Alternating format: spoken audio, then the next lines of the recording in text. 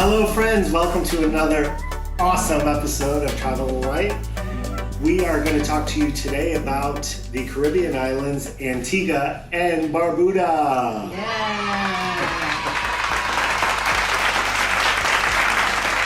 Let's start this video off with some fun facts. Although the country is known as Antigua and Barbuda, it is actually made up of 3 islands. Redonda is the third, which is uninhabited. Antigua and Barbuda is one of the smallest countries on Earth, ranked 14th in area, at roughly 171 square miles. The current population of Antigua and Barbuda hovers right around 100,000 people, with approximately 94,331 as of the date of this video.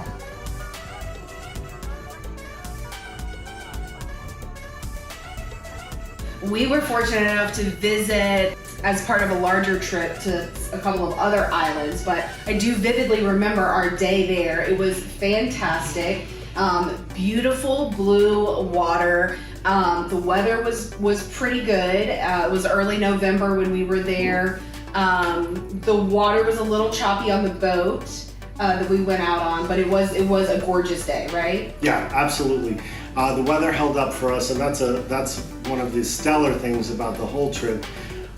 That can really dictate how your excursion or voyage goes. So this particular ride that we took, we went out on a catamaran and we got to go to a coral reef destination. And when we arrived, the captain was like, well, just so you know, we have jellyfish in the water, a lot of moon jellies in the water, so if you want to get in, go for it. But just be aware, which was a little scary because jellyfish have nematocysts or stinging cells that can cause quite a bit of pain. So it was a bit of a challenge. You know, it was the Caribbean. We weren't wearing wetsuits. We were not fully covered. We just had bathing suits on and our fins and masks. So that was a bit of an adventure. So as you can imagine, we both jumped in, we threw caution to the wind, and we were able to maneuver through the water unscathed and unstung. Yay, Frogger! Yeah. Woo!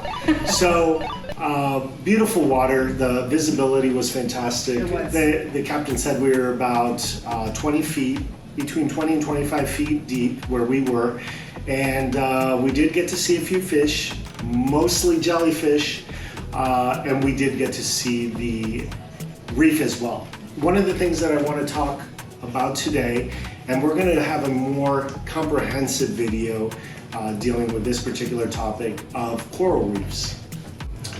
Where we were taken out to, the coral reefs had sustained some bleaching. And for those of you that are not familiar with bleaching, basically the coral that you may have seen on TV, sometimes vibrant colors. And so what has happened due to environmental issues, they have turned white or bleached in this case. Right, yeah, so corals have these zooxanthellae that typically live within them as like a symbiotic relationship, and they're kind of a form of algae that is going through photosynthesis and providing a form of nourishment for these coral polyps. And when you have extreme temperatures or water quality issues or things like that, the coral will actually expel those zooxanthellae, which are really helping to provide some of those vibrant colors, and the corals then appear to be white, which is really an indication of poor health. Yeah, so I think that, you know, you go to these places and you're hoping to see these vibrant coral reefs, because really coral reefs are an indication of not just that particular ecosystem, but the ocean health and planet health here, right? So some things, I think we wanted to talk about a couple of things that we can do to kind of help preserve coral health, because you hear global warming and it's like, what in the world can I do to stop global warming? And I think that some things that we can keep in mind, especially when we're visiting these locations, and even at home, are one of the big ones is sunscreen selection, which is a big one. They talk about, you'll notice on different sunscreens, you'll see them say like reef safe or reef friendly. Right. And those are things that you want to look for, because there are a lot of chemicals that are found in sunscreen that are good at protecting us from the sun. Right. But when they hit the water, maybe even in your lake, and work its way out into the ocean, it's very harmful to animals and plants in those environments. 100%. But one of the notable things that we just found out about, the aerosol spray cans. You're spraying Oh, yourself. 100%. I mean, I was always a huge fan of Sure. spray sunscreen because Sure. it's so much quicker to put on. But I'm like, oh my goodness, you're breathing in the butane. Whoever's helping you apply, if you're applying it on your children, I mean, they're breathing in this noxious gas that is ultimately not good for your health either. Sure. So I think looking for a good mineral-based sunscreen. They make, it used to be that mineral-based sunscreens, you would have like that ghost effect, right? Yes, You would have, I think they call it a white cast in the makeup world. Okay. But they have so many great ones out there now that really do rub in really well, and they work just as good, if not better, than your traditional, more chemical-based sunscreens. Sure. And they're better for the environment. So win-win-win all around, right? Absolutely. You'll find that there are many substitutes for the general over-the-counter. They may be a little bit more expensive, but don't let that deter you from getting something that's really good for you and the environment. I personally understand that those spray cans are very easy to use, especially if you're by yourself. Getting to certain areas like your back and things like that, it's the way to go. But long term, it's probably not the best for your personal health. And if you are by yourself and you really need something to spray, particularly on your back, I think there are some more natural options that are out there that you can use, but I would just limit it to those places that you can't really reach on your own if you are a solo traveler. Absolutely. So that's a notable thing that we can control. Also, let's be mindful if you are snorkeling or scuba diving. Be aware of your environment. In your body. Your body, of course. Of course, you have to. Self-awareness. Yeah, self-awareness. That's going to be the word of this video today. You have to be so mindful going into a different environment that you probably are not too familiar with. That your fins and even your hands, we like to touch things, but that's not always good for the marine life. Your fins could inadvertently kick some coral, and guess what, guys?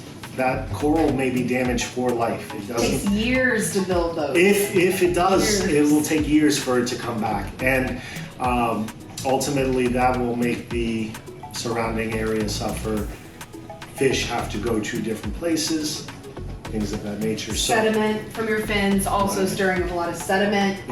Just touching in general, and something to point out with touching is, the touching is definitely from an eco-friendly perspective. You don't want to be touching, the plants and animals and interrupting their day-to-day, right? But it's really a safety for you as well.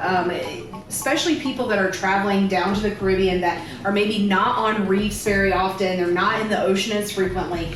These corals also have the same types of cells that those jellyfish have. So they have nematocysts, which are a stinging cell, and you may think something is beautiful and it looks so soft and you want to touch it, and you may get a very nasty surprise in the form of a jellyfish type sting from those corals. So not touching is also very beneficial for you to not get hurt. Personally speaking, have been stung by a jellyfish. It's not fun. There was someone on our adventure. yes, there was somebody on our adventure that didn't fare so well. They did not play Frogger as well. No, and they had to help that individual out with, I believe they mentioned vinegar, and that's just not a fun experience. And you're going to be shaded. You're in the shade the rest of the day. Right. I mean, you lose out on all the fun. It makes your day take quite the turn. So just be mindful, be vigilant, and try to protect yourself and the creatures that you see underwater. They're not used to you. Promise. They're not used to you. So we had one more tip, right? Yeah. So one more tip that we wanted to touch on is some of our own waste. Garbage. Garbage is something that we can definitely control. When you're going out on these boats, sometimes they're chartered with 50 to 100 people. Sometimes they're private charters. And guess what? A bottle or some kind of wrapper from a candy bar or a health bar may fly off the boat. And guess what? It's very difficult to turn around. They're not turning around. No. A lot of times, well, I'll tell you. You're probably more than aware that it's not going to be rescuable. So also be mindful of that. Try to control your waste. Keep your eyes on your waste. Secure it. Do your best to secure whatever you are consuming for that day. Maybe it's a water container, and like we said, wrappers, sandwich bags, things of that nature. Yeah. Make sure that's all secure. Yeah, I think it's really important, right? Because when you're land bound, right, you may not be in a place that has as much wind and breeze coming. Right. And when you're out on a boat or on the beach, there's a lot more wind, a lot more air movement happening. And so something where you might open a package and set the waste down to then throw in the trash later while you eat is now a really bad idea, because that trash now flies away and ends up in the ocean, unrescuable, right? Yes. So I think it's really important to either consider throwing away like immediately those wrappers, empty bottles, etc., or just making sure that you're anchoring them down or weighting them down while you are enjoying your snack or your lunch, and then making sure that it makes it into a waste receptacle. So either a deep receptacle or a receptacle with a lid on it that's going to prevent that stuff from blowing away. Sure. And the crew will also help to mitigate that. You want to make sure that you're working actively with whoever the participants are on your adventure, and they are also going to take note of whatever you're carrying on your person and may need to throw away. And so they'll oftentimes take receptacles around or bags that they will secure and take off when the adventure is over. So just be mindful of that, and that's what you can do to help out. I think we should do a bonus tip. Let's do a bonus tip. Bonus tip. Okay, because what you just said totally fired in my mind. We were talking about the tour operators gathering trash and things like that. When you go to these places, you're often participating through some sort of tour company or tour operator. So just make sure that you've done a little bit of research, and whatever tour company or tour operator that you decide to go with does have eco-friendly practices, making sure that, you know, they are not maneuvering the boats in a way, for example, to cause wakes over the reefs, to disturb, making sure that they're gathering trash, making sure that they have these eco-friendly practices. And then when you find someone that does that and they offer you great service, making sure to share that with your friends when you're back home, so that they can support those companies as well. Absolutely, because when you're finished with your trip, another person's begins, and it's probably going to be friends and family. So the more that you can do to help spread the word for more eco-friendly companies, charters, they're going to benefit, and they're going to create an incredible ripple throughout the waters that are going to help our ecosystem, and they're going to help educate us in a way that we never thought possible. It's the little things that we can all do to really make this an incredible voyage and journey and adventure for generations to come. Absolutely. So that's it with that. Oh, before I forget, there is a resource, and Kristen and I will probably do a little bit more comprehensive coral deep dive, no pun intended, into water safety, water experience, what you can expect if you're scuba diving for the first time. But that we'll save for another video. With this video, I did want to share a resource called parlay.tv that you can find. Yeah, absolutely. It's PARLEY.TV. And they're an incredible resource. They do international work cleaning our oceans. That's kind of been their focus. And not only that, they have an educational portal that many people can benefit from. You can learn more about the coral reefs, and you can learn more about sustainable practices and initiatives that are going on throughout the globe. So no matter where you live, you can participate. Question, how Yes. much is this gonna cost me? For the educational portal, absolutely nothing, Oh. $0. And you can study at your own pace. So at the end of each lecture, it's self-paced, and you'll get a certificate. Oh, that's fun. So We it's all love certificates. absolutely, it's very cool. It's a great way to learn, and you can share with your families as well if you have some little ones or even big ones. I mean, the range is from 5 to 95. So everybody can learn a little bit and keep our oceans healthy, first and foremost. So with that said, let's continue on our journey. So we finished At the coral. at the coral, Yeah. and then our catamaran brought us over to a beach. There was a little jetty there, which is a rock formation that kind of juts out from the beach, and we got to swim in the ocean there. How And was we that didn't experience? even go to the sand. We didn't even go to We the were sand. just like, leave us in the water forever. That's right.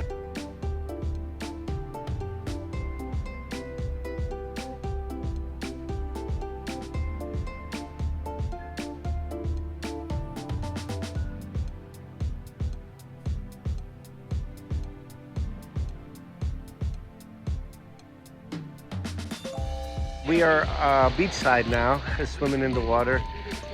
Crystal clear water, beautiful blues, and having a great day.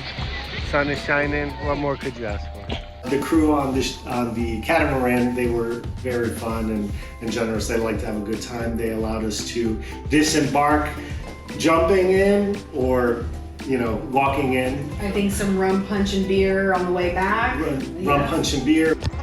All right, all clear? Do it. Yeah.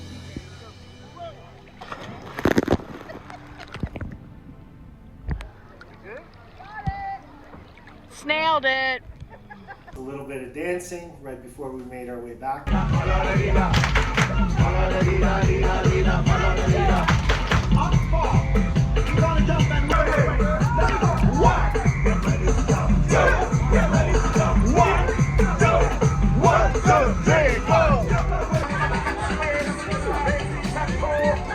And so, Antigua Barbuda swimming adventure. Yes. 2 thumbs up.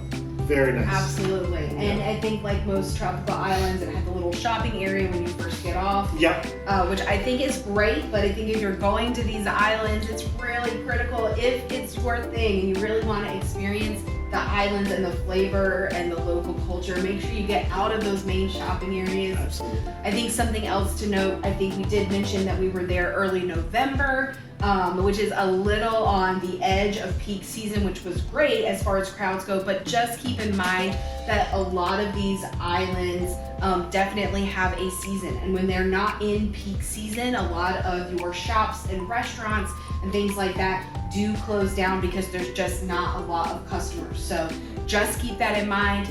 If you want to avoid peak season, maybe think about going during shoulder season, so you can still experience some of those local activities and fun. Absolutely. To piggyback on what Kristen was saying, it is invaluable to do a little bit of research on the front end before you get on your trip, because let me tell you guys, there are excursions that are incredible, that are little known gems that each of these islands provides, that a lot of times, let's say you're on a cruise ship, the cruise ship will not have those excursions available. Now, there are some caveats. Of course, you have to manage your time very, very wisely.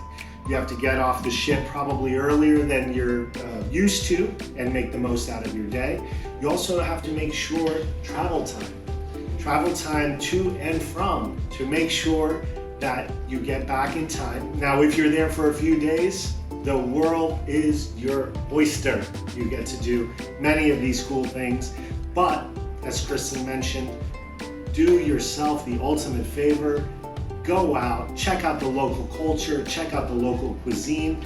You will love it. And talk to the locals, ask them questions. They're so happy to share their island with you. They want to tell you about their culture or great places to go and visit. So make sure you talk to the people that you encounter there. It's just really cool to learn about their way of life and sort of find those hidden gems that you might not find if you stay there in those main tourist areas. Yes, and so that's it for us, guys.